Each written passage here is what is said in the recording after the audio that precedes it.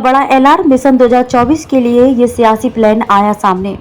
आम आदमी पार्टी ने बुधवार को कहा कि वह 2024 के आम चुनाव में दिल्ली की सभी 7 लोकसभा सीटों पर चुनाव लड़ेगी और लोगों को यह बताने के लिए एक अभियान चलाएगी कि राजधानी में प्रशासनिक सेवाओं पर नियंत्रण संबंधी केंद्र का अध्यादेश उनके खिलाफ है। दिल्ली और हरियाणा के आप नेताओं के साथ बैठक के बाद पत्रकारों से बात करते हुए आपके महासचिव संगठन संदीप पाठक ने विपक्षी दलों के भाजपा के खिलाफ एकजुट होने की जरूरत पर जोर दिया और कहा कि यह कांग्रेस के रवैये पर निर्भर करता है। केंद्र ने गत 19 मई को दिल्ली में ग्रुप ए अधिकारियों के तबादले और तैनाती के वास्ते राष्ट्रीय राजधानी सिविल सेवा प्राधिकरण बनाने के लिए एक अध्यादेश जारी किया था, जिसे आप सरकार ने सेवाओं के नियंत्रण पर उच्चतम न्यायालय के फैसले के साथ धोखा बताया था।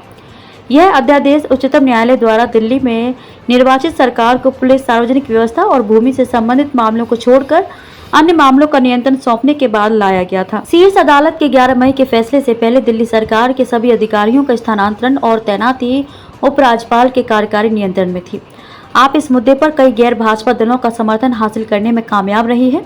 वहीं कांग्रेस ने अभी तक अध्यादेश की निंदा नहीं की है। पाठक ने कहा कि आप 2024 के आम चुनाव में दिल्ली की भी सभी 7 लोकसभा सीटों पर चुनाव लड़ने की तैयारी कर रही हैं। उन्होंने कहा कि पार्टी का अभियान लोगों को यह बताने पर केंद्रित होगा कि दिल्ली में प्रशासनिक सेवाओं पर नियंत्रण संबंधी केंद्र का काला अध्यादेश उनके खिलाफ है। उन्होंने कहा कि हम लोगों को बताएंगे कि काला अध्यादेश केजरीवाल विरोधी नहीं बल्कि जन विरोधी है।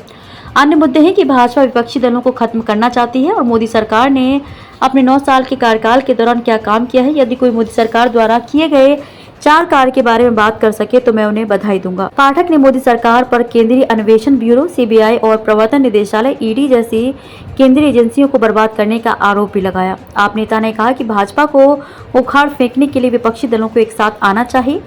उन्होंने कहा कि हालांकि यह कांग्रेस पर निर्भर करता है। पाठक ने कहा कि यदि कांग्रेस खुले दिल वाली है और सभी को साथ लेकर चलने को तैयार है तो कुछ भी संभव है, लेकिन अगर वह अहंकारी है तो चीजें मुश्किल होंगी। दिल्ली के मुख्यमंत्री एवं आप के राष्ट्रीय संयोजक अरविंद केजरीवाल 23 जून को पटना में विपक्षी नेताओं की एक बैठक में शामिल हुए थे।